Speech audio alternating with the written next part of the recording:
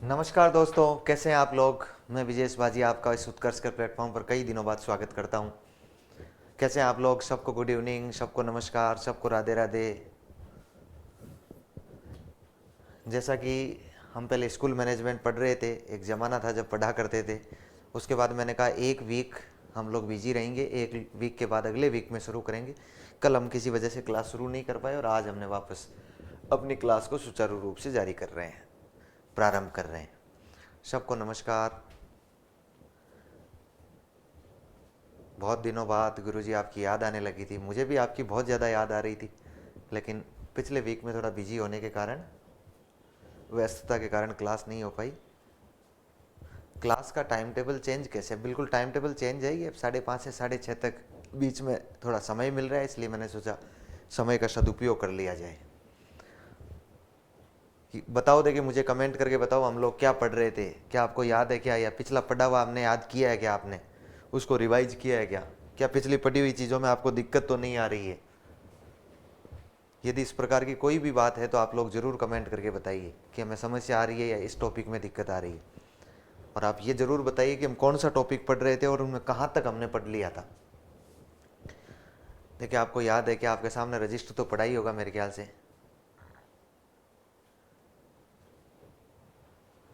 बिल्कुल, हेमंत कह रहा है कि आप घूमने गए थे, मैंने रील्स देखी है। देखिए सारी चीज़ें जीवन का हिस्सा है। सर लास्ट टेस्ट जो हुआ उसमें नोट्स के अकॉर्डिंग नहीं थे, बहुत से क्वेश्चन नोट्स में नहीं थे। हाँ, नहीं होते बेटा, कुछ क्वेश्चन जो हम लोग नोट्स टेस्ट में देते हैं ना, वो क्वेश्चन देते हैं जो नोट्स में छूट जाते हैं, या फिर हमें लगता है कि केवल नोट से ही सवाल दिए जाएं आपको, तो आप कहीं कूप मंडूक बनकर नहीं रह जाएं। आपको ये भी ध्यान में रखना चाहिए कि इसके बाद भी कुछ चीज़ें हैं। अच्छा, NEP 2020 को पढ़ रहे थे, वेरी गुड। NEP 2020 को पढ़ रहे थे। दिनेश कह रहा है कि सर RKSMB के 5 सितंबर 2022 है या 11 जुलाई 2022 है। RKSMB के 11 जुलाई 2022 को ही शुरू हुआ है, लेकिन RKSMB का जो ऐप था, उस ऐप को सरकार ने 5 सितंबर को शिक्षक दिवस के अवसर पर लॉन्च किया था। जुलाई के बाद अगस्त, अगस्त के बाद सितंबर, तो 5 सितंबर 2022 को ऐप लॉन्च किया गया था। और आपको जो सवाल पूछा गया उसमें ऐप के बारे में पूछा गया है। कुछ क्वेश्चंस का तो पता ही नहीं चल रहा था कि कहाँ से दे दिए गए, चल जाएगा। बहुत सारे क्वेश्चन तो ऐसे हैं जो चीज़ें एक दूसरे से जुड़ी हुई है, लेकिन हम अलग अलग जगह उनको पढ़ते हैं। बिल्कुल। मुख्यमंत्री हमारी बेटी योजना में आपने पिछली भर्ती में एक दिव्यांग बालिका प्रथम स्थान प्राप्त करने वाली भी बताई थी। नहीं बेटा, वो मुख्यमंत्री में नहीं है। दिव्यांग बालिका की अलग योजना है, नहीं बताई थी बेटा, नहीं बताई थी, बिल्कुल नहीं बताई थी। आप ठीक ढंग से देखना, मुख्यमंत्री हमारी बेटी योजना में 3 ही शर्तें थी। राजकीय विद्यालय में पढ़नी चाहिए, और BPL वर्ग की होनी चाहिए, और अनाथ वर्ग की होनी चाहिए। दिव्यांग नहीं बताई थी। दिव्यांग बालिका प्रथम स्थान प्राप्त करने वाली कतई नहीं बताई थी मैंने। इस प्रकार की कोई योजना नहीं बताई थी आपको। दिव्यांग के लिए अलग योजना है। जो गवर्नमेंट स्कूल में पढ़ रही है दिव्यांग, उनको हम लोग दिव्यांग आर्थिक सबलता पुरस्कार के तहत पढ़ा रहे हैं। टेस्ट में कविता कह रही है मेरी 4th रैंक है, बहुत अच्छा, बधाई हो। इसको बरकरार रखना है। कल आपकी क्लास हुई थी कि नहीं बेटा? कल क्लास नहीं हो पाई थी। चलें हम लोग शुरू करें। NEP के प्रावधान हम लोग पढ़ रहे थे, और NEP के प्रावधान में हमने मुख्य मुख्य बातें पढ़ ली थी। RSOS की स्थापना कब हुई थी? बेटा मैंने लिखवा रखी है ना RSOS की स्थापना। RSOS हमने बता रखा है 21 मार्च 2005 को हुई थी। KGBB में कौन से स्कूल आएंगे? KGBB अभी हमने पढ़ लिया ना हमने। KGBB में कौन से स्कूल आएंगे? इंटीग्रेटेड KGBB में 6 से 12 तक के आएंगे। 4 बालिका शामिल थी उसमें। 4 बालिका शामिल वाली बेटा वो मुख्यमंत्री आपकी बेटी योजना नहीं, मुख्यमंत्री हमारी बेटियां योजना है। और उन 4 बालिकाओं में 2 बालिकाएं तो वो मैं बता दी है मैंने आपको अलग अलग। 2 बालिकाएं जो पहला और दूसरा स्थान प्राप्त करती है। एक बालिका वो जो अनाथ वर्ग की बालिका है। एक बालिका वो उसकी BPL वर्ग की बालिका है। वो अलग अलग है। टेस्ट में मेरी 1st रैंक है, वेरी गुड। मीनू की टेस्ट में 1st रैंक है, बहुत अच्छा। चलिए, टेस्ट में 1st रैंक है, बहुत बढ़िया है। इसको बरकरार रखना है, आगे चलाते रहना चाहिए ना। चलिए आगे शुरू करते हैं। हम लोग नेशनल एजुकेशन पॉलिसी पढ़ रहे थे और नेशनल एजुकेशन पॉलिसी में हमने कहा था कि बताइए इस पॉलिसी का निर्माण कौन सी कमेटी ने किया, तो आपका जवाब होगा कस्तूरी रंगन समिति ने। यह कस्तूरी रंगन समिति जो है, इस कस्तूरी रंगन समिति ने इसका क्या किया था, निर्माण किया था और ड्राफ्ट तैयार किया था कस्तूरी रंगन समिति ने।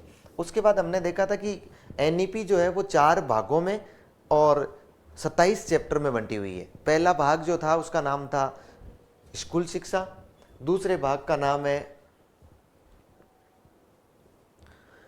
सर जैसे किसी गर्ल्स के 12वीं में 75% आए हैं तो उसे किस योजना का लाभ मिलेगा, किस योजना का लाभ मिलेगा। बेटा 75% वाले तो एक ही तो योजना है, 2-4 थोड़ी है, एक योजना। हमेशा ध्यान रखना पुरस्कार कितने ही हो, वो बालिका को एक साथ कितने ही पुरस्कार मिल सकते हैं, लेकिन छात्रवृत्ति वो एक ही प्रकार से प्राप्त कर सकती है, एक ही योजना की एक साथ छात्रवृत्ति ले सकती है। आपने 250 की बोली थी, क्या बोली थी 250 की?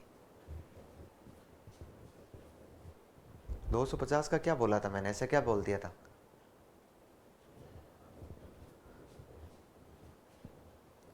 सर सुनाओ ममता। वेरी गुड गार्गी, सुनाओ, क्या सुना जाए आपका? मैं तो सुनने के लिए तैयार खड़ा हूं कि क्या सुने।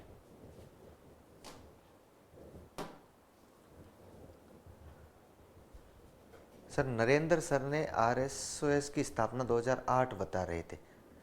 हो सकता है बेटा कोई मिस्टेक हो जाए, ऐसा एक मानवीय स्वभाव होता है और उसमें चीज़ें ऊपर नीचे हो ही जाती है, ऐसा नहीं है। एक साइकिल वितरण योजना तो 2007-8 है, वो 2017-18 2007-8 है बेटा। साइकिल वितरण योजना पहले से ही चल रही है, 17-18 से नहीं है। पहले इसके तहत पैसे दिए जाते थे और उसके बाद में उसमें साइकिल देने लगे हैं। बहुत पुरानी योजना है साइकिल वितरण योजना। पहले इसमें कुछ क्राइटेरियाज थे, सबको नहीं दिया जाता था, अब सबको दिया जा रहा है। तो अपने को तो साइकिल वितरण योजना का नाम, ये ज़्यादा पुराने वाली सने याद नहीं रखनी है बेटा, इनमें आप लोग ज़्यादा मत उलझिए। 402 में मिल रही थी अब वो बुक साइकोलॉजी PYQ की, 402 में मिल रही थी। मतलब ये है कि जब ऑफर होता है ना तो वो बुक बहुत सस्ती मिलती है, उसमें आपको ऑफर दिया जाता है, अप टू 90% तक दे देते हैं कई बार। फ्लैगशिप योजना कब करेंगे? फ्लैगशिप योजना मैं नहीं करवाऊंगा, मैं तो केवल शिक्षा की योजनाएं करवाऊंगा। ठीक है, अब शुरू करते हैं हम लोग। काफ़ी दिनों से हमारे सामने ये क्लास आई है, आपने 1 हफ्ते का कम से कम इंतजार किया, उसके बाद में हमने वापस शुरू कर रहे हैं। इससे पिछले वाले संडे को हमारी अंतिम क्लास हुई, इसमें एनईपी पढ़ रहे थे हम लोग और एनईपी में बहुत सारी बातें हमने पढ़ ली थी। एनईपी को बांट लिया था, एनईपी के पहले वाले 8 अध्याय देख लिए थे आपने। उसके बाद एनईपी के प्रावधान देखने शुरू किए थे। हमने कहा 10+2 के स्थान पर 5+3+3+4 फॉर्मूला हम लोग ले आए थे। और उसके बाद में हम लोग क्या कर रहे थे, उसके बाद में कुछ प्रावधान और निकाल के लाए थे। हमने कहा था कि देखो मातृभाषा में शिक्षा दी जाएगी अब क्लास 5 तक, और राज्य चाहे तो 8 तक बढ़ा सकता है। क्लास 6 से अब लोग व्यावसायिक शिक्षा शुरू हो जाएगी। क्लास 9 से सब्जेक्ट चेंज शुरू हो जाएगा और इसमें संकाय की बाध्यता भी नहीं रहेगी। और क्लास 10वीं और 12वीं में बोर्ड साल में 2 बार होगा, एक बार ऐच्छिक होगा तो एक बार आपका अनिवार्य होगा। उसके बाद में हमने कुछ 1-2 बातें और देखी कि शिक्षा के अधिकार को बढ़ाकर जो RT एक्ट है वो 1 से 8 तक है, उसको 1 से 12 तक कर दिया जाना चाहिए। और इसमें 1-2 चीज़ें हमने और देख रहे थे और कुछ चीज़ें और रह गई थी। सर स्कूल कॉम्प्लेक्स का मतलब क्या होता है बेटा? अभी बताऊँ। अगला अपना प्रावधान जो चल रहे थे ना, उस प्रावधान में क्योंकि हमारा टॉपिक जो है वो है NEP 2020, नेशनल एजुकेशन पॉलिसी 2020 की हम लोग चर्चा कर रहे थे। और नेशनल एजुकेशन पॉलिसी 2020 में जो आपका अगला प्रावधान है, उस अगले प्रावधान के रूप में आप लोग लिखो school complex. School complex, school complex, अगले प्रावधान के रूप में लिखो आप लोग स्कूल कॉम्प्लेक्स।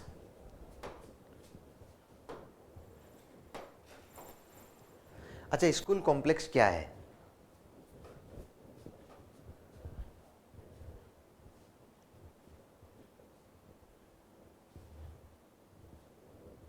स्कूल कॉम्प्लेक्स क्या है? देखो स्कूल कॉम्प्लेक्स क्या है, तो आपको ध्यान रखना है कि नई शिक्षा नीति 2020 में एक प्रावधान किया गया। नई शिक्षा नीति 2020 कहती है कि बिल्कुल बिल्कुल, मनीषा कह रही है कि मुझे आपकी बुक का बहुत इंतज़ार किया और आपकी क्लास का भी इंतज़ार किया, आप बहुत अच्छा पढ़ाते हो, थैंक यू। अब पढ़िए बेटा, सुनिए ध्यान से, है ना।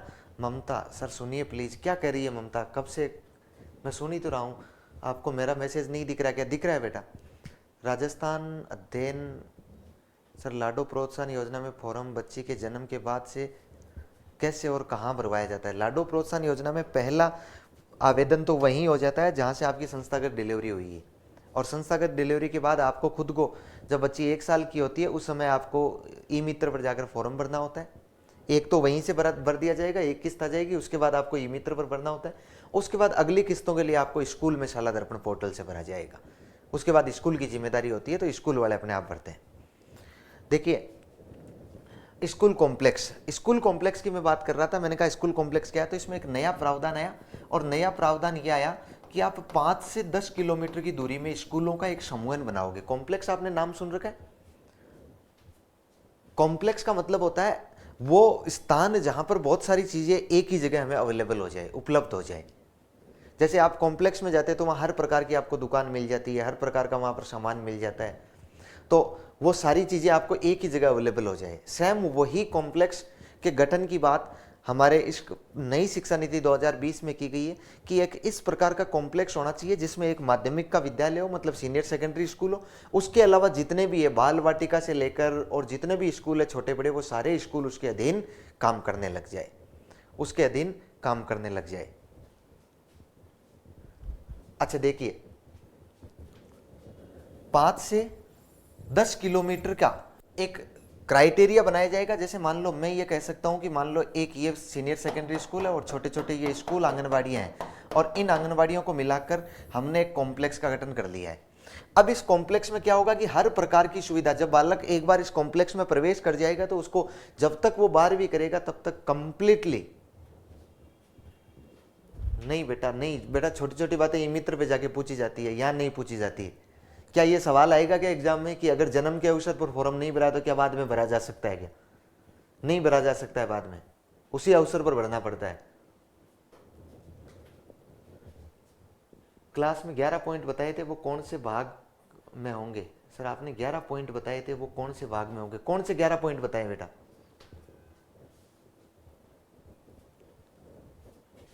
मुझे लगता है अभी आप में पूरा वो पढ़ाई करने वाले वो लक्षण आए नहीं है कि पढ़ाई क्या होती है।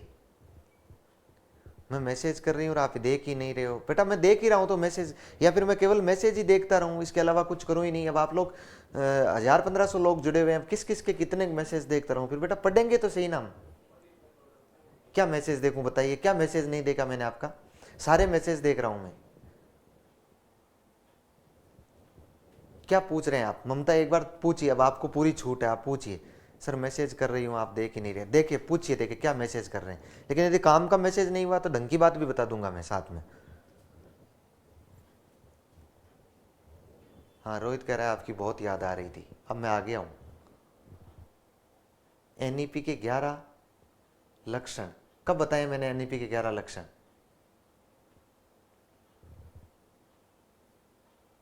साइंस की क्लास पूरी नहीं आ रही बेटा, ये जिम्मेदारी मेरी नहीं है। मेरा काम स्कूल मैनेजमेंट है। ममता ये जिम्मेदारी मेरी नहीं है, साइंस की नहीं आ रही है, सोशल साइंस की नहीं आ रही है, किसकी नहीं आ रही है?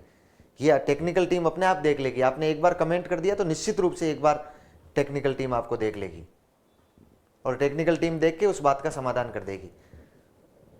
चले हम लोग प्रावधान 1 में। प्रावधान 1 में हमने क्या किया? प्रावधान 1 में हमने कहा कि 5+3+3+4, ये हमने स्कूल शिक्षा में शैक्षणिक ढांचे को अपना लिया है। अब इसमें क्या किया जाएगा? ऐसा लग रहा है जैसे बस केवल एक ही आदमी है और उसके साथ मैं चैटिंग कर रहा हूं और उसके साथ मैं बातचीत कर रहा हूं।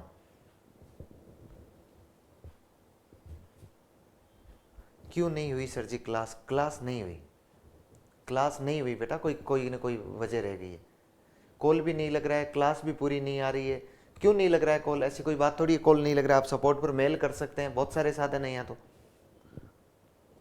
बिल्कुल मैंने मैसेज आगे भेज दिया आपको। टेक्निकल टीम संज्ञान में ले, इस ममता वाले मैसेज को आगे भेजो तुरंत प्रभाव से। चलो अब पढ़े हम लोग।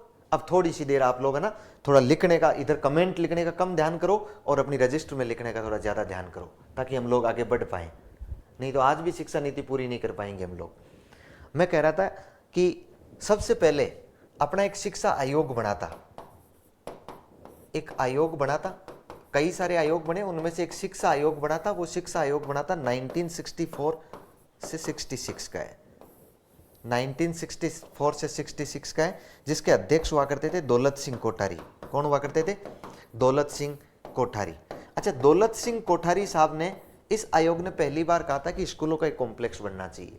हमने उस समय इनकी बात को ज़्यादा ध्यान नहीं दिया था, लेकिन अब दे रहे हैं। हमने स्कूलों के कॉम्प्लेक्स वास्तव में 2018 से ही बना रखे हैं। आपको पता हो तो स्कूलों के कॉम्प्लेक्स बना रखे हैं। एक स्कूल को हमने पीओ स्कूल बना रखा है, और इसके अलावा सभी स्कूलें इसके अधीन कार्यरत कर है।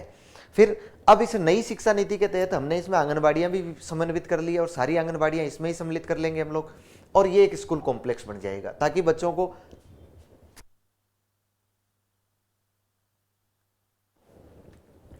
बच्चों को किसी प्रकार की दिक्कत नहीं हो। अब स्कूल कॉम्प्लेक्स का संचालन करने के लिए हम लोग एक समिति भी बनाएंगे। इस नई शिक्षा नीति में कहा गया है कि इसके लिए एक समिति भी बनाई जाएगी, जिसका नाम होगा SCMC, school complex management committee. School complex management committee. आप लोग देखिए, हमने पहले एक कमेटी पढ़ी है SMC और SDMC, SMC और SDMC, लेकिन अब हम लोग कौन सी कमेटी पढ़ रहे हैं? हम लोग पढ़ रहे हैं SCMC, school complex management committee, यानी विद्यालय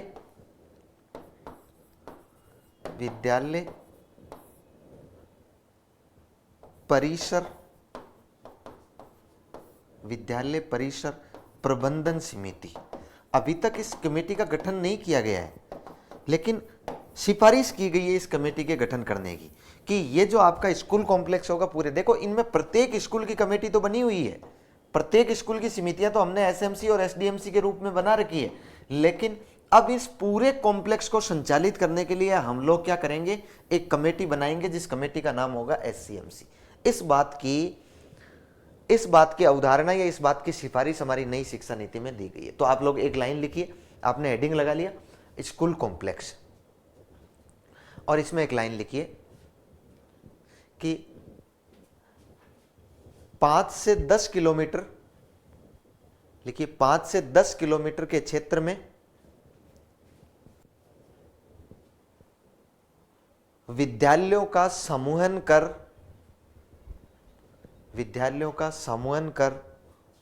5 से 10 किलोमीटर में विद्यालयों का समूहन कर, ये दूरी 5 से 10 किलोमीटर होती है एक पंचायत की, हमने पहले से ही कर रखी है।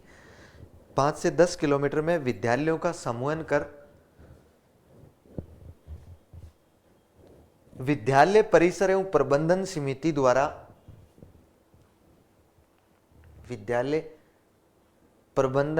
विद्यालय परिसर एवं प्रबंधन समिति द्वारा उसका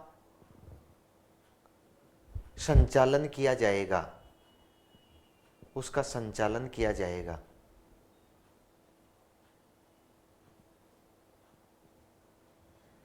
इसकी अवधारणा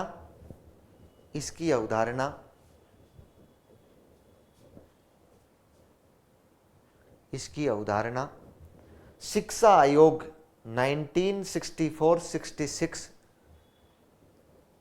द्वारा दी गई थी।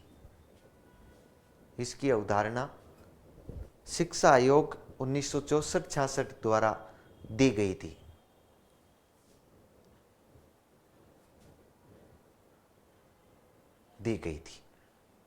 ध्यान रह जाएगा। तो हमने ये प्रावधान किया है। अगला प्रावधान हमारा है स्कूल कॉम्प्लेक्स। अगला प्रावधान लिखिए ECCE।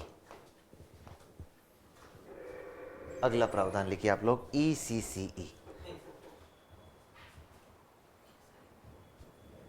ECCE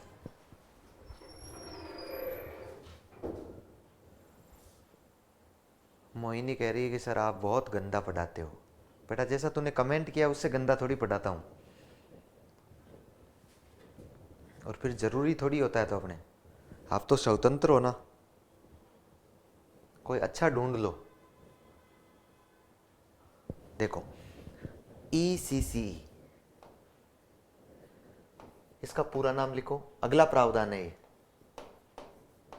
early childhood care and education. Early childhood care and education, इसको हम लोग हिंदी में बोलेंगे प्रारंभिक बाल्यावस्था, प्रारंभिक बाल्यावस्था देखभाल, देखभाल एवं शिक्षा, प्रारंभिक बाल्यावस्था देखभाल एवं शिक्षा।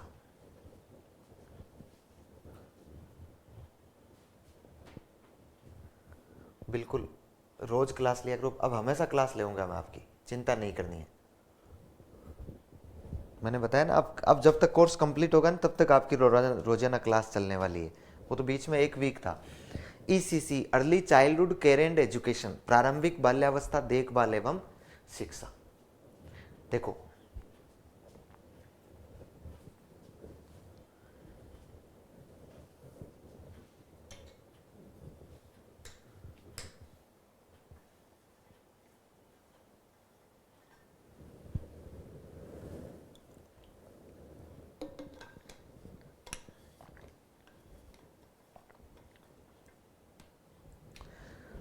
देखना ध्यान से है ना।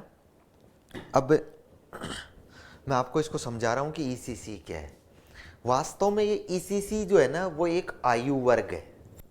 वास्तव में एक ईसीसी क्या है, एक आयु वर्ग है जिसमें 9 वर्ष तक के बच्चों को सम्मिलित किया गया है।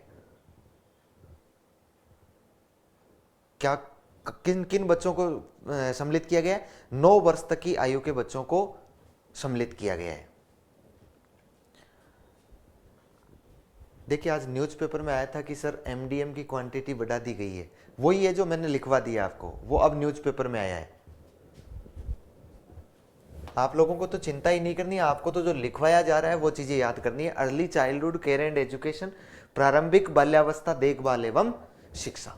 अब ये प्रारंभिक बाल्यावस्था देखभाल एवं शिक्षा क्या है, तो आपको ध्यान रखना है इसमें कितने वर्ष तक के बच्चों को सम्मिलित किया गया है। इसमें 0 से लेकर मतलब जन्म से लेकर 9 वर्ष तक के बच्चों को सम्मिलित किया गया है, 9 वर्ष तक के बच्चे। और इसको 2 भागों में विभाजित किया गया है। इसको कितने भागों में विभाजित किया गया है? 2 भागों में। फिर मैं और समझाता हूं। Early childhood care and education क्या है? सरकार ने ये कहा, सरकार ने नहीं कहा, मैं कहूंगा कि ड्राफ्ट, जो नीति का ड्राफ्ट तैयार किया ना, उनने कस्तूरी रंगन समिति साहब ने ये कहा, उन्होंने बहुत गहरी चिंता जाहिर की। उन्होंने कहा कि जब तक आपकी स्कूल एजुकेशन में गुणवत्ता नहीं आएगी, बच्चों की शिक्षा में गुणवत्ता नहीं आएगी, जब तक आप इस वर्ग पर ध्यान नहीं देंगे। और सबसे मजबूत जो नींव है ना, सबसे स्तंभ जो है ना, वो सबसे स्तंभ ये आपका ईसीसी वर्ग ही है। इन बालकों पर बहुत अच्छा ध्यान देना जरूरी है। जब नींव आपकी मजबूत होगी तो बिल्डिंग आपकी अपने आप अच्छी बनेगी। और कहा कि ये ईसीसी वर्ग पर आपको बहुत विशेष ध्यान देने की आवश्यकता है। इस ईसीसी वर्ग पर हम लोग विशेष ध्यान देने के लिए इसको हमने 2 भागों में बांट लिया। इस ईसीसी वर्ग को कितने भागों में बांट लिया? 2 भागों में। और हमने कहा कि एक नया एनसीएफ हम लोग इसके लिए तैयार करेंगे जो ईसीसी होगा। अच्छा, ईसीसी का हमने नया एनसीएफ तैयार कर लिया है। एनसीएफ नेशनल करिकुलम फ्रेमवर्क हमने तैयार कर लिया है, एनसीईआरटी ने तैयार कर लिया है। और वो जो एनसीईआरटी ने इसके लिए ईसीसी तैयार किया है ना, ईसीसी के लिए, उसका नाम रखा गया है इस हेतु एनसीईआरटी ने एनसीएफईसीसी 2022 तैयार किया। 21 की बात थी, 21 में हम लोग तैयार नहीं कर पाए, लेकिन हमने एनसीएफईसीसी 2022 तैयार कर लिया है, national curriculum framework for early childhood care and education. मतलब इसमें केवल एजुकेशन का ध्यान नहीं देना है, इसमें हमें केयर भी करनी है बच्चे की। और आपको पता है केवल एजुकेशन से नहीं होगा, बच्चे की पहले केयर भी करनी पड़ेगी। तो एनसीएफईसीसी 2022 हमने तैयार कर लिया है, तैयार किया है। इसके 2 भाग है, इसे हमने 2 भागों में तैयार किया है, एक भाग में तैयार नहीं किया हमने। इसको कितने भागों में तैयार किया है? 2 भागों में। एक हमने बनाया 0 से 3 वर्ष के लिए, 0 से 3 वर्ष के बालकों के लिए, और एक हमने बनाया है 3 से लेकर 8 वर्ष तक के बालकों के लिए। मतलब 9 वर्ष से पहले पहले, ये ध्यान रखना है, 9 वर्ष का मतलब ये है कि 8 वर्ष तक, 8 वर्ष बच्चा कंप्लीट करेगा, मतलब 9 वर्ष से पहले पहले हमने इसको 2 भागों में तैयार कर लिया है। इस 0 से 3 का एनसीएफ बनाया है, एनसीएफ बनाने का मतलब अब इसमें सिलेबस वगैरह बनेगा, पाठ्य पुस्तकें वगैरह आएगी, तो क्या इसमें आएगी क्या? बिल्कुल निश्चित रूप से अब सरकार ऐसी गाइडलाइंस जारी करेगी, ऐसी निर्देशिकाएं जारी करेगी, ऐसी पुस्तिकाएं जारी करेगी, जो पुस्तिकाएं 0 से 3 वर्ष के बच्चों की माँ को वितरित की जाएगी, ताकि वो उनके आधार पर अपने बच्चों की केयर बहुत अच्छी तरीके से कर सके। फिर उसके बाद 3 से 8 वर्ष, 3 से 8 वर्ष, वेरी गुड। सागवान सर ने एनसीएफ ईसीसी 2021 बताया, 2021 में बनना शुरू हुआ, प्रस्तावित था, लेकिन वो जो बनकर तैयार हुआ वो 2022 में तैयार हुआ है। बिल्कुल सही बताया उन्होंने, कोई गलत नहीं बताया। एनसीएफ ईसीसी बनकर जो तैयार हुआ है वो 2022 में तैयार हुआ है। फिर 3 से 8 वर्ष, 3 से 8 वर्ष के बालकों के लिए जो दूसरा भाग है ना, जो दूसरा भाग है, इसको आप लोग भले ही चाहो तो एनसीएफ ईसीसी 2021-22 कह सकते हैं आप लोग, क्योंकि 21 में भी एक छोटा टुकड़ा इसका जारी कर रहे थे हम लोग, फिर 22 में हमने ये वास्तव में ये एनसीएफ जारी किया जो 3 से 8 वर्ष का है, जो हमें बहुत काम का है। देखो 3 से 8 वर्ष के बालकों के लिए जो हमने एनसीएफ जारी किया, उस एनसीएफ को एक दूसरे नाम से और जानते हैं, एनसीएफएफएस 2022, national curriculum framework for foundational stage. कौन सा स्टेज है? Foundational stage, national curriculum framework for foundational stage 2022 के नाम से भी जानते हैं इसको। अच्छा, ये national curriculum framework foundational stage, foundational stage मैंने आपको समझाया था 3 से 8 वर्ष के बच्चे सम्मिलित होते हैं उसमें, और 3 से 8 वर्ष के बच्चों के लिए एक अलग से हमने क्या जारी कर दिया है? एनसीएफ जारी कर दिया है। तो ECC early childhood care and education, प्रारंभिक बाल्यावस्था देखभाल एवं शिक्षा। फिर 0 से 9 वर्ष तक के बालक है, इस हेतु एनसीईआरटी ने एनसीएफ ईसीसी 2022 तैयार किया है, और 0 से 3 वर्ष के लिए अलग है और 3 से 8 वर्ष के लिए अलग है। आप कंफ्यूज नहीं हो तो ध्यान रखना, ये 2021-22 लिख लो आप, ताकि आपकी दिक्कत नहीं हो। 21 में इसको बनना हमने शुरू किया था और 22 में इसको हमने जारी कर दिया है, तो ये एनसीएफ 21-22 के नाम से जाना जाता है। ये एनसीएफ 2022 में बनकर हमने तैयार करवा दिया, उसके अनुसार अब हम आगे की क्रिया कार्यक्रम करेंगे। राजस्थान में इस ईसीसी के तहत क्या किया गया है, तो आपको ध्यान रखना है कि राजस्थान में हमने इस ईसीसी को वर्तमान में आंगनबाड़ियों में, यानी बाल वाटिका के रूप में ईसीसी का अध्ययन करवा रहे हैं। राज्य में 3 से 6 वर्ष ईसीसी, इसको लागू करने के लिए राज्य में 3 से 6 वर्ष के बालकों हेतु, राज्य में 3 से 6 वर्ष के बालकों हेतु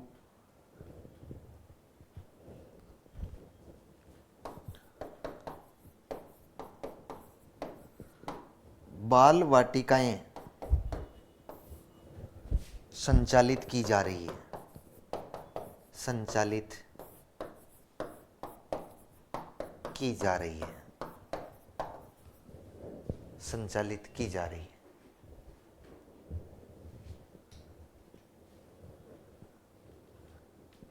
लिख लो, इसको नोट कर लो एक बार।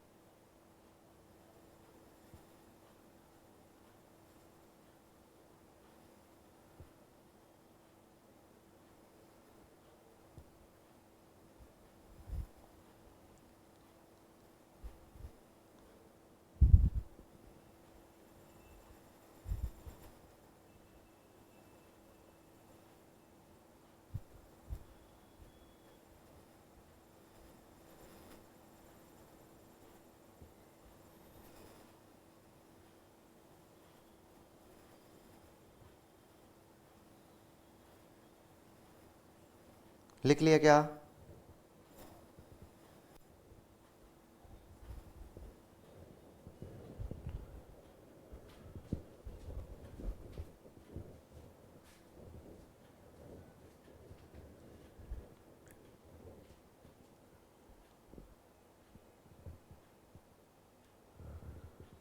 अबे बेटा क्या मतलब है इन बातों का कि आपको 1.5 से 2 लाख तो उत्कर्ष के टीचर्स को मिलते ही मिलते होंगे ना। बेटा मेहनत करनी पड़ती है, इससे ज़्यादा भी मिलते हैं। आप भी इस प्लेटफॉर्म पर पहुंच सकते हैं, बस मेहनत की आवश्यकता है। खूब मेहनत कीजिएगा और प्लेटफॉर्म सबके लिए हमेशा खुले रहते हैं। ECC early childhood care and education की बात कर रहे हैं हम लोग। प्रारंभिक बाल्यावस्था देखभाल एवं शिक्षा में ध्यान रखना है कि इनके लिए हमने एक नेशनल करिकुलम फ्रेमवर्क तैयार किया है, जिसको 2 टुकड़ों के रूप में तैयार किया है। और अपने लिए ज़्यादा इंपॉर्टेंट है 3 से 8 वर्ष वाला, जो NCF-FS के नाम से जाना जाता है, national curriculum framework for foundational stage के रूप में जाना जाता है। ठीक है, इसके बाद आगे बढ़िए। एक आपने कॉन्सेप्ट सुना होगा FLN, बहुत नाम लिया हमने पिछले दिनों और आपने भी सुना होगा FLN। अब अच्छा, कुछ लोगों को उसके बारे में बता देता हूं। जब आपने ये सुना होगा कि ECC का डिप्लोमा करवाया जा रहा है, ECC का डिप्लोमा, इसका मतलब ECC एक आयु वर्ग है। 3 से 6 वर्ष के बालकों को पढ़ाने के लिए आपको एक डिप्लोमा करवाया जाता है, और उसके लिए बहुत सारी यूनिवर्सिटियां इस प्रकार के कार्यक्रम चलाती है, तो आप उसमें सम्मिलित हो सकते हैं। जब भी किसी राज्य में इस नई शिक्षा नीति के तहत जब भी किसी भी राज्य में यदि वैकेंसी आती है, तो आपका वो ECC का डिप्लोमा मान्य होता है, उसके आधार पर आप लोग नौकरी प्राप्त कर सकते हैं। अब राजस्थान में भी बहुत सारी ऐसी वैकेंसी आने वाली है जो आपकी इस फाउंडेशनल स्टेज के लिए टीचर तैयार करेगी या टीचरों को भर्ती करेगी, शिक्षकों को भर्ती करेगी। देखिए FLN होता है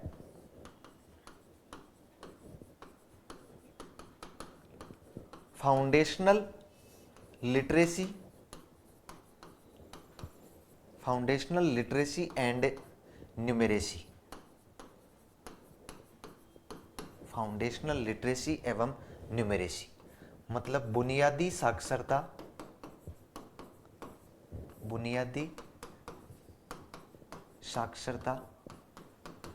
एवं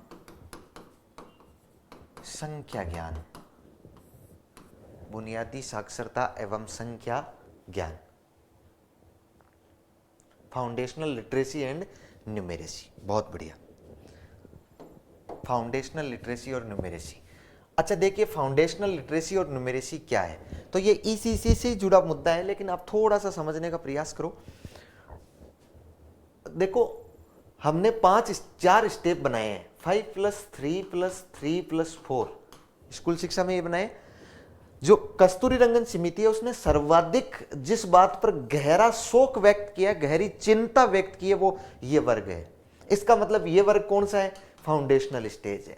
इसने कहा कि हर वर्ग में क्वालिटी में कमी है, ऐसी बात नहीं है, लेकिन जो सर्वाधिक कमी है वो इसमें है, और यदि इसकी कमी को नहीं सुधारा जाएगा तब तक इनकी कमी नहीं सुधरेगी। तो फाउंडेशनल का मतलब होता है नींव, बुनियादी, मूलभूत। लिटरेसी और न्यूमेरेसी 2 शब्द आपके सामने आते हैं। लिटरेसी का मतलब होता है साक्षरता। अच्छा, कौन सी साक्षरता? भाषाई साक्षरता। कैसी साक्षरता? भाषाई। अब भाषा में चाहे हिंदी है, चाहे इंग्लिश है, चाहे कोई भी भाषा की साक्षरता है आपकी। अच्छा, लिटरेसी केवल साक्षरता को अंकित नहीं करता है। लिटरेसी ये कहता है कि उस चीज को न केवल बालक पढ़ना सीखे, लिखना सीखे, बल्कि उसको पढ़ने के साथ समझना भी सीखे। बच्चे ने किसी शब्द को पढ़ तो लिया है, वाचन तो कर लिया है, लेकिन उसका अर्थ नहीं समझा है वो, इसका मतलब उसमें फाउंडेशनल लिटरेसी विकसित नहीं हुई। बच्चा किताब पढ़ना तो जान रहा है, लेकिन उस किताब को समझ नहीं पा रहा है, उस लाइन को समझ नहीं पा रहा है, उस वाक्य को समझ नहीं पा रहा है। इसका मतलब है बच्चे में फाउंडेशनल लिटरेसी का पूरा अभाव है। बच्चा केवल और केवल प्रतीकों के संकेतों को केवल पढ़ पा रहा है, लेकिन उनका अर्थ नहीं समझ पा रहा है। सेम उसी प्रकार की योग्यता चाहिए गणित में। जिस प्रकार से किसी भाषा की साक्षरता होती है उसको लिटरेसी बोलते हैं, उसी प्रकार से गणित की जो साक्षरता होती है ना, उसको हम लोग बोलते हैं न्यूमेरेसी, संख्या ज्ञान। बच्चा स्कूल में 2 और 2 जोड़ना तो सीख के आ रहा है, लेकिन उसका उपयोग व्यवहारिक जीवन में नहीं कर रहा है। बच्चा स्कूल में 2 को 3 से गुणा करना तो सीख के आ रहा है, लेकिन व्यवहारिक जीवन में उसका उपयोग नहीं कर रहा है। बच्चे को आपने स्कूल में सिखाया कि बेटा 6 और 2 8 होते हैं, वो जब घर आया उसके पास 6 वस्तुएं एक हाथ में थी, दूसरे हाथ में आपने उसको 2 वस्तुएं और दे दी और उसको कहा बेटा कितनी होती है, तो वो कहता है कि ये 1 2 3 4 5 6 7 8, ये 8 हो गई। तो उसको कहा बेटा तो आज जोड़ सीख के आया ना, बोले वो तो जोड़ थी, ये अलग मामला है। जबकि उस बच्चे को हमें इस प्रकार से पढ़ाना है ताकि एक सीखी हुई संक्रिया का उपयोग दूसरी संक्रिया में वो कर सके। जोड़ का गुणा में, गुणा का भाग में, भाग का बाकी में। यदि वो उलट पुलट कर संख्याओं का जवाब दे सके, वो ये बच्चा जान गया कि 2 × 2 = 4 होते हैं, तो 4/2 बराबर वापस 2 आ सकते हैं। उसमें वो पलटावी गुण, उसमें वो रिवर्सिबिलिटी लानी जरूरी है। इसको हम लोग बोलते हैं गणितीय साक्षरता। आज के दिनों में यदि वर्तमान युग में कस्तूरी रंगन समिति कहती है कि बच्चे में 2 ही जगह समस्या है, एक तो भाषाई साक्षरता और एक गणितीय साक्षरता। भाषाई साक्षरता यदि उसकी कंप्लीट हो गई तो चाहे कोई सा भी सब्जेक्ट है, चाहे सामाजिक है, चाहे विज्ञान है, आपका कोई सा भी सब्जेक्ट है, हिंदी है, इंग्लिश है, वो सारा का सारा सब्जेक्ट उसका कवर हो जाएगा, क्योंकि वो उन चीजों को पढ़ना सीख जाएगा, उनको समझना सीख जाएगा। और गणितीय साक्षरता कंप्लीट हो गई तो उधर गणित वाला सब्जेक्ट हो जाएगा, इसका मतलब कोई सब्जेक्ट शेष बचेगा ही नहीं। इसलिए सर्वाधिक जो चिंता व्यक्त की गई वो बच्चे की FLN पर विकसित की गई है, फाउंडेशनल लिटरेसी और न्यूमेरेसी पर विकसित चिंता व्यक्त की गई है। कहा कि यह विकसित होना जरूरी है। और किस में होना जरूरी है? हालांकि होने को तो सब में ही विकसित होना जरूरी है, लेकिन इस फाउंडेशनल स्टेज के बालक में विशेष तौर से ध्यान दिया जाना चाहिए। और इसके लिए एक टारगेट रखा, इसके लिए इन्होंने एक टारगेट रखा, शायद हमने उसको टारगेट्स में लिखा होगा, लक्ष्यों में लिखा होगा। हमने कहा इस FLN के लिए एक लक्ष्य रखा गया है, और इसके लिए लक्ष्य रखा गया है, आपको पता हो तो 2025 तक फाउंडेशनल स्टेज के, फाउंडेशनल स्टेज, और फाउंडेशनल स्टेज आप समझते हैं ना 3 से 8 वर्ष, फाउंडेशनल स्टेज के 100% बालकों में के 100% बच्चों में FLN विकसित करना, FLN विकसित करना, यह इसका टारगेट रखा गया है। देखो 2025 तक फाउंडेशनल स्टेज के 100% बच्चों में FLN विकसित करना है, यह हमने टारगेट रखा। तो कैसे विकसित करेंगे? आप समझ पा रहे हैं विकसित कैसे करेंगे? ये बच्चों को किसी भोपाजी के पास थोड़ी ले जाएंगे उठा के कि बोले आप लोगों को भाव आएगा भोपाजी को, अभी वो फाउंडेशनल लिटरेसी और न्यूमेरेसी उनमें विकसित कर देगा। इसके लिए शिक्षक की टीचिंग मेथड्स को बदलना पड़ेगा, पढ़ाने के तरीके को बदलना पड़ेगा, बच्चे के सीखने के तरीके को बदलना पड़ेगा, और इसके लिए पहले शिक्षक को ट्रेनिंग देनी पड़ेगी। इसलिए इस नई शिक्षा नीति के तहत इस टारगेट को पूरा करने के लिए हम लोग आज भारत के सभी शिक्षकों को इस बात की ट्रेनिंग दी जाती है। आपको आसपास में यदि किसी भी प्रकार से कोई शिक्षक जुड़ा हुआ है जो इन कक्षाओं को पढ़ाता है, 3 से 8 वर्ष का बालक है, इसका मतलब वो बच्चा दूसरी क्लास तक का बालक है, तीसरी क्लास तक का बालक है। इस तीसरी क्लास के स्तर तक के बालक को यदि कोई टीचर पढ़ाता है, चाहे वो लेवल 1 का हो चाहे लेवल 2 का हो, हर साल उसको हम लोग एक प्रशिक्षण देते हैं।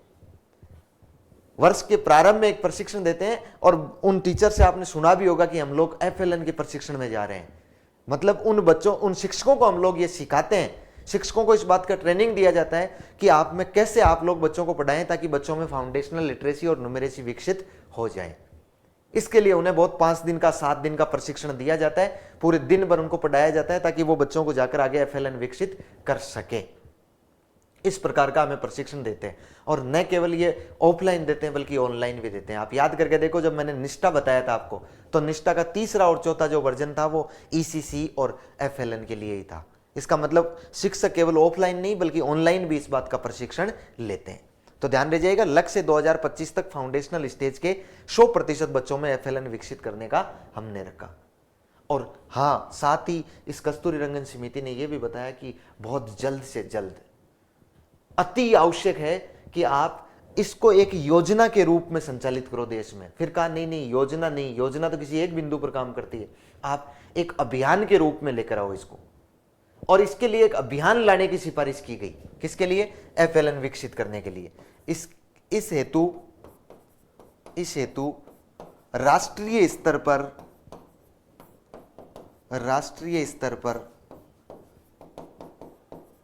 अभियान चलाने की सिफारिश की गई।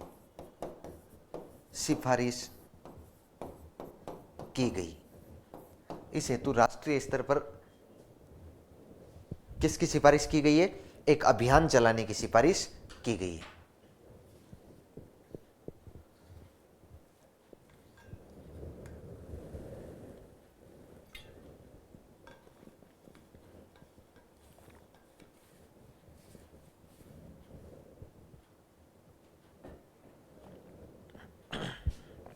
हो गया बेटा?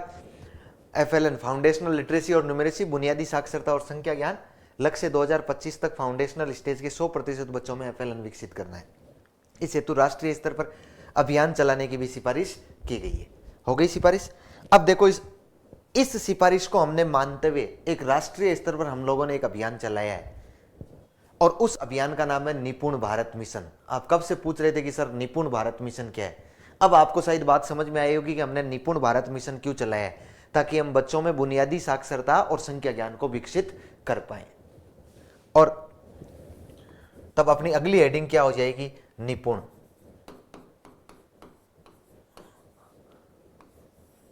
अगली हेडिंग हो जाएगी अपनी निपुण भारत मिशन। निपुण। और निपुण का पूरा नाम क्या हो जाएगा? लिख लो, national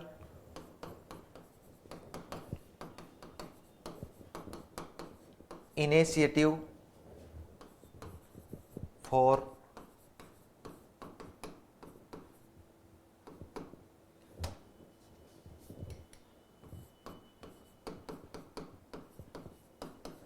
proficiency in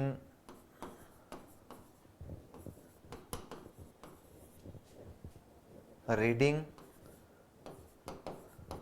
with understanding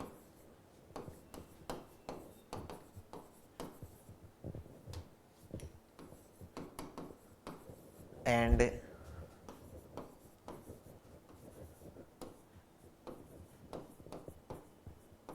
numeracy Bharat mission.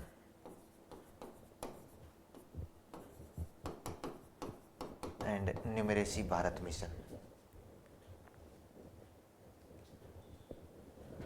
National initiative for proficiency in reading with understanding and numeracy Bharat mission. देखो, नेशनल, एन से नेशनल बन गया, आई से इनिशिएटिव बन गया, पी से प्रोफिशिएंसी बन गया और यू से बन गया अंडरस्टैंडिंग। मतलब रीडिंग विथ अंडरस्टैंडिंग, केवल अंडरस्टैंडिंग नहीं है, केवल समझना नहीं है, पढ़ने के साथ समझना है। और एन से बन गया न्यूमेरेसी। तो आपको ध्यान रखना है कि ये निपुण भारत मिशन है। अब इसका हिंदी अनुवाद क्या होगा? तो आप लोग देख सकते हैं, नेशनल यानी राष्ट्रीय, इनिशिएटिव यानी पहल। किसके लिए? प्रोफिशिएंसी। प्रोफिशिएंसी का मतलब होता है दक्षता या प्रवीणता लेकर आना, कुशलता लेकर आना, उसमें दक्ष बनाना बच्चे को। दक्ष किस में बनाना है? इन रीडिंग विथ अंडरस्टैंडिंग, केवल पढ़ने में नहीं है, पढ़ने के साथ समझने में। और पढ़ने के साथ समझने का मतलब होता है लिटरेसी, फाउंडेशनल लिटरेसी। और साथ में न्यूमेरेसी मतलब संख्यात्मक कौशल में भारत मिशन। इसका मतलब ये हो गया, हिंदी में यदि हम लोग इसको लिखेंगे तो मैं लिख दूंगा, पढ़ने के साथ समझने, पढ़ने के साथ समझने एवं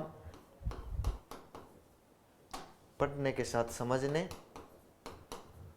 एवं संख्यात्मक कौशल, गणितीय कौशल या संख्यात्मक कौशल, संख्यात्मक कौशल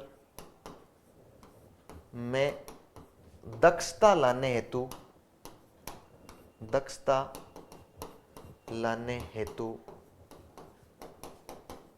राष्ट्रीय पहल, में दक्षता लाने हेतु राष्ट्रीय पहल।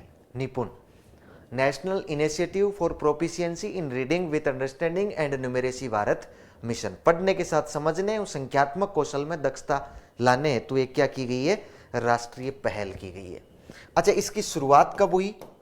ध्यान रखना, इसका प्रारंभ कब हुआ? नई शिक्षा नीति में कहा गया कि जल्द से जल्द लेकर आइए। हमने 29 जुलाई 2020 को तो नीति लागू की और इसके लगभग एक साल बाद यानी 5 जुलाई 2021 से इसकी शुरुआत कर दी। और इसके लिए जो हमने फोकस अवधि रखी, क्योंकि हम लोग फोकस अवधि का मतलब होता है टारगेट रखा, जो हमने वो टारगेट रखा है 2026-27। 2026-27 5 सेशन में हम लोग लागू करेंगे इसको। 2026-27 तक हम लोग करेंगे कि कोशिश करेंगे कि इन बच्चों में जो 3 से 8 वर्ष के बच्चे हैं, इन बच्चों में क्या आ जाए, एक फाउंडेशनल लिटरेसी और न्यूमेरेसी विकसित हो जाए। और इसका उद्देश्य क्या हो जाएगा? इसका उद्देश्य सीधा सीधा हो जाएगा 3 से सीधा सीधा ऐसे लिख दो ना, कक्षा 3 के स्तर तक के बालकों में FLN विकसित करना, FLN विकसित करना, FLN विकसित करना। कक्षा 3 के स्तर तक के बालकों में, इसका मतलब कक्षा 3 तक के बालक, तो फाउंडेशनल स्टेज जो होती है उसमें क्लास 2 पास कर लेगा बच्चा, इसका मतलब कक्षा 3 के लेवल में चला जाएगा वो। तो उससे पहले पहले बच्चों में हमें क्या कर लेना है, सारे 100% बच्चों में हमें क्या करना है, FLN विकसित करना है। ये किसके द्वारा हमने टारगेट रखा है, ये निपुण भारत मिशन के तहत हमने ये टारगेट रखा है। देखिए हमने इसको, हालांकि FLN का हमने टारगेट जो नई शिक्षा नीति में दिया गया था वो 2025 था, लेकिन इसको चलाने में 1 साल की देरी हो गई, इसलिए हमने इसमें 1 साल आगे बढ़ा लिया और 2026-27 तक हम लोग क्या करेंगे, 2026-27 तक उन बच्चों में FLN विकसित कर पाएंगे। तो ये अपना अभियान कौन सा है, निपुण भारत मिशन अभियान। अब आपसे कोई पूछेगा कि निपुण क्या है, तो आप लोग बता दोगे कि नई शिक्षा नीति के तहत FLN विकसित करने के लिए हमने निपुण भारत मिशन की शुरुआत कर रखी है। तो national initiative for proficiency in reading with understanding and numeracy Bharat mission है, मतलब पढ़ने के साथ समझने और संख्यात्मक कौशल में दक्षता लाने हेतु राष्ट्रीय पहल। प्रारंभ हुआ 5 जुलाई 2021 को। फोकस अवधि रखी गई है 2026-27। उद्देश्य क्लास 3 तक के स्तर तक के बालकों में FLN विकसित करना, ये हमारा उद्देश्य हो जाएगा, नोट कर लो इसको।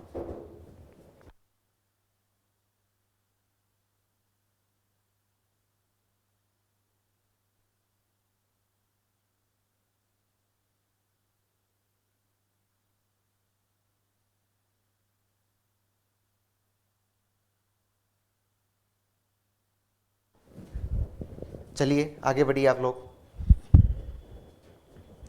देखिए एक और इस नई शिक्षा नीति के तहत कार्यक्रम चल रहा है, जिस कार्यक्रम का नाम है विद्या प्रवेश कार्यक्रम।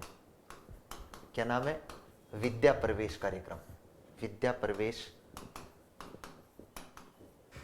कार्यक्रम। स्कूल रेडीनेस, इसको हम लोग क्या बोलते हैं, school readiness programme, school readiness programme. अच्छा, विद्या प्रवेश कार्यक्रम क्या है, तो ध्यान रखिए यह कार्यक्रम किसके लिए चल रहा है। तो यह कार्यक्रम पहली बात तो शुरू हुआ 2022-23 के सेशन से। फिर ये किसके लिए चल रहा है, तो ये चल रहा है कक्षा 1 में नव प्रवेशित बालकों हेतु, नव प्रवेशित बालकों हेतु 3 माह तक चलाया जाता है, नव प्रवेशित बालकों हेतु। फिर इसकी अवधि लिख लो साथ का साथ ही, इसकी अवधि रहती है प्रथम 3 माह या 12 सप्ताह, या 12 सप्ताह। अब देखिए इस कार्यक्रम को समझना जरूरी है, इस कार्यक्रम को समझना बहुत जरूरी है। 2022-23 में हमने इस नई शिक्षा नीति के तहत यह किया कि जैसे मान लो कोई एक बच्चा है जो डायरेक्ट क्लास 1 में एडमिशन ले रहा है, वो बच्चा आंगनबाड़ी या बाल वाटिका में नहीं पढ़ के आ रहा है, बाल वाटिका में नहीं पढ़ के आया है, आंगनबाड़ी में तो नहीं लेकिन बाल वाटिका में नहीं पढ़ के आया, जो हमने बाल वाटिकाएं शुरू की है नई शिक्षा नीति के तहत उसमें नहीं पढ़ के आ रहा है। डायरेक्ट बच्चा घर से 5 साल का या 6 साल का होकर क्लास 1 में एडमिशन ले रहा है। अब वो बच्चा अपने घर के इस अनौपचारिक वातावरण से आया है और विद्यालय के औपचारिक वातावरण में उसको ढलना है, तो बच्चे के लिए बहुत बड़ी समस्या सामने आ जाती है, क्योंकि बच्चा अनौपचारिक वातावरण से जब औपचारिक वातावरण में आएगा तो उसे बहुत सारी समस्याओं को फेस करना पड़ेगा, सामने उसके लिए चुनौतियां होगी, क्योंकि बच्चे का मानसिक विकास इतना नहीं हो चुका होता है कि मैं देश के विकास में योगदान करूंगा, मेरे लिए पढ़ना जरूरी है, ये मेरे लिए ही सब कुछ किया जा रहा है। उसको तो लगता है कि मैं, क्योंकि बच्चे में आपका एब्स्ट्रैक्ट थिंकिंग नहीं होती है, मूर्त चिंतन नहीं होता है, तो बच्चा ये नहीं सोच पाएगा कि मैं वापस मुझे घर मिल जाएगा, कि यहाँ क्या परिस्थितियां बन गई है, ऐसी क्या कैसे परिस्थितियां बनाई गई है मेरे लिए। तो उस बच्चे को अनौपचारिक वातावरण से औपचारिक वातावरण में ढालने के लिए एक नई शिक्षा नीति के तहत एक कार्यक्रम शुरू किया गया जिसको नाम रखा गया स्कूल रेडीनेस, मतलब बच्चे को स्कूल के लिए क्या करना, तैयार करना। और केवल उन्हीं बच्चों के लिए चलाया जाता है जो डायरेक्ट क्लास 1 में एडमिशन लेते हैं, बाल वाटिका में पढ़ के नहीं आए, बाल वाटिका में पढ़ के नहीं आए वो बच्चे, वो डायरेक्ट स्कूल में आएंगे तो उनके लिए पहले 3 सप्ताह तक पहले 12 सप्ताह तक यानी 3 महीने तक रोजाना खेल के माध्यम से गतिविधियां करवाई जाएगी। उस बच्चे को बिठाया नहीं जाएगा कि बेटा आलती पालती मार के बैठ जान, चुपचाप शांति से पढ़ लें, ऐसे कोई बातें नहीं है कि उसको केवल खिलाया जाएगा। और इसके लिए सरकार ने एक बुक तैयार की, एक निर्देशिका तैयार की थी। उस बुक का इनाम स्कूल रेडीनेस था। उस बुक में पूरे 3 महीने तक यानी पूरे 90 दिन की उसमें एक एक गतिविधि सारी लिखी हुई है कि आप पहले दिन बच्चे को क्या गतिविधि करवाओगे, दूसरे दिन क्या करवाओगे, तीसरे दिन क्या करवाओगे। यदि आप बच्चे को लगातार 3 महीने तक इस प्रकार की एक्टिविटीज करवाओगे तो बच्चा अपने आप को धीरे धीरे स्वतः ही अनौपचारिक वातावरण से विद्यालय औपचारिक वातावरण में समायोजित कर लेगा। और इस कार्यक्रम का नाम होगा स्कूल रेडीनेस कार्यक्रम का। तो इसका उद्देश्य क्या होगा, तो आप उद्देश्य सीधा सीधा लिख लीजिए। बच्चों को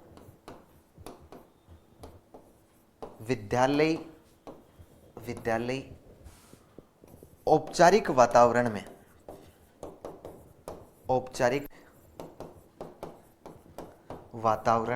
ढालना, औपचारिक वातावरण में ढालना।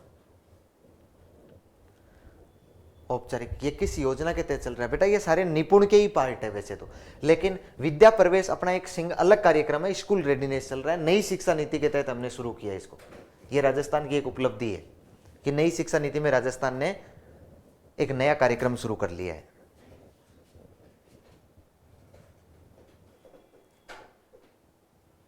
बिल्कुल एफएलएन के तहत ही है। मूलतः आप मान लीजिए फाउंडेशनल लिटरेसी और न्यूमेरेसी विकसित करने के लिए है, लेकिन बच्चे में एफएलएन तब विकसित कर पाएंगे जब बच्चा आके क्लास स्कूल में बैठेगा। यदि आपने बच्चे के साथ प्रारंभ में ही वैसा व्यवहार कर दिया, वैसा बर्ताव कर दिया, बिल्कुल स्ट्रिक्टली बर्ताव कर दिया, तो निश्चित रूप से बच्चे का स्कूल में मन नहीं लगेगा और फिर वो अपने मन को मारकर जबरदस्ती दबाव में बैठा रहेगा, तो बच्चा कुछ सीखेगा नहीं। इसके लिए कार्यक्रम हम लोग चलाते हैं, विद्या प्रवेश कार्यक्रम। क्लियर। देखिए एक बात और बता दूं मैं आपको पता हो तो हमारी एक संस्थान है एनसीईआरटी। जो एनसीईआरटी दिल्ली में, उसके मूल काम 2 ही है स्कूल शिक्षा में। एक तो पाठ्यक्रम तैयार करना और दूसरा है मूल्यांकन करना। पाठ्यक्रम तैयार करना और दूसरा है मूल्यांकन करना, ये 2 ही मूल काम है। इन 2 के लिए ही एनसीईआरटी बना हुआ है, इन 2 के आधार पर वो कार्य करता है। देखिए इस पाठ्यक्रम निर्माण के मामले में एनसीईआरटी का कोई जवाब नहीं है। एनसीईआरटी पूरी दुनिया में इस बात के लिए प्रसिद्ध है कि एनसीईआरटी का पाठ्यक्रम का जो ढांचा है वो बहुत गजब का है। बहुत सारे जो देश है वो एनसीईआरटी से इस बात को सीख कर जाते हैं कि सिलेबस कैसे तैयार किया जाता है, पाठ्यचर्या कैसे बनाई जाती है, पाठ्यक्रम कैसे बनाया जाता है। लेकिन अभी हम लोग मूल्यांकन के मामले में वो आंकड़ा प्राप्त नहीं कर पाए। हम लोग मूल्यांकन में वो स्तर हम लोग छू नहीं पाए जिसकी अपेक्षा हमने रखी है। हम लोग मूल्यांकन के मामले में आज भी पीछे हैं। इसलिए इस नई शिक्षा नीति में कहा गया कि एनसीईआरटी पाठ्यक्रम को तो बहुत अच्छी तरीके से तैयार कर रही है, लेकिन मूल्यांकन के मामले में कहीं ना कहीं कमजोर साबित हो रही है। तो इस मूल्यांकन को और अच्छा सुदृढ़ किया जाए भारत में। भारत की शिक्षा नीति यह कहती है कि मूल्यांकन को भारतीय स्कूल शिक्षा और उच्च शिक्षा में बहुत सुदृढ़ किया जाए। इसके लिए क्या किया जाएगा, तो इसके लिए नई शिक्षा नीति में कहा कि एक राष्ट्रीय आकलन केंद्र की स्थापना की जाएगी। और हमने उस राष्ट्रीय आकलन केंद्र की स्थापना की जिसका नाम हमने रखा है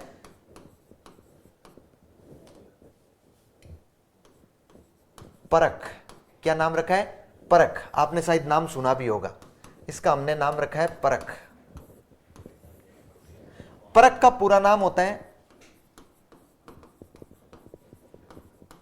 परफॉर्मेंस असेसमेंट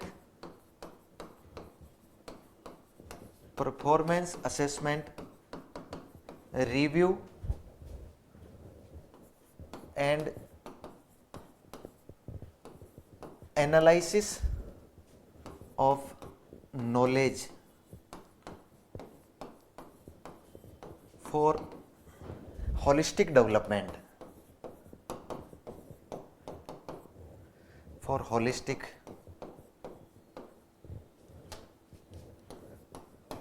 डेवलपमेंट। यदि मैं इसकी हिंदी अनुवाद बताऊं आपको तो इसका मतलब हो जाएगा प्रदर्शन आकलन, समीक्षा एवं समग्र विकास हेतु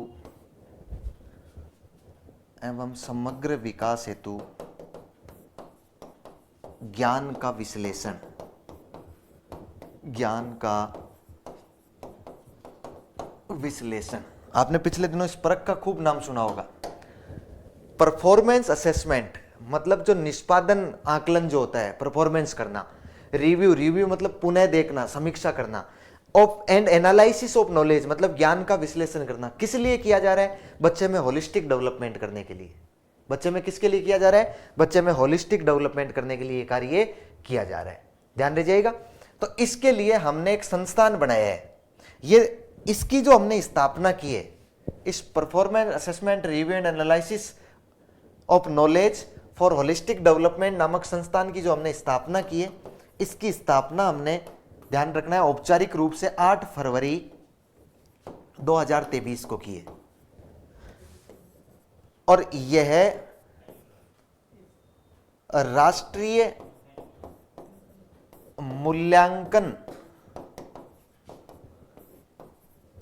केंद्र के रूप में स्थापित किया गया है। केंद्र के रूप में स्थापित किया गया है। किसके रूप में स्थापित किया गया है? राष्ट्रीय मूल्यांकन केंद्र के रूप में स्थापित किया गया है। यह एनसीईआरटी के स्वतंत्र निकाय के रूप में कार्य करेगा। कि स्वतंत्र निकाय के रूप में कार्य करेगा। यह स्कूल शिक्षा एवं उच्च शिक्षा हेतु मूल्यांकन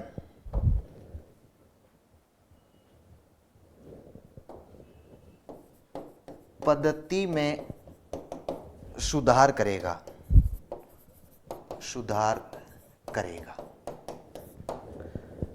देखिए, ये अपना है परख, performance assessment review and analysis of knowledge for holistic development, प्रदर्शन आकलन, समीक्षा एवं समग्र विकास हेतु ज्ञान का विश्लेषण। आपको ध्यान रखना है, परख की स्थापना हमने एनसीईआरटी में ही की है, दिल्ली में ही की है, और एक स्वतंत्र निकाय के रूप में 8 फरवरी 2023 को की है। यह राष्ट्रीय मूल्यांकन केंद्र के रूप में स्थापित किया गया। यह एनसीईआरटी के स्वतंत्र निकाय के रूप में कार्य कर रहा है, और यह स्कूल शिक्षा एवं उच्च शिक्षा हेतु मूल्यांकन पद्धति में सुधार करने का कार्य करेगा।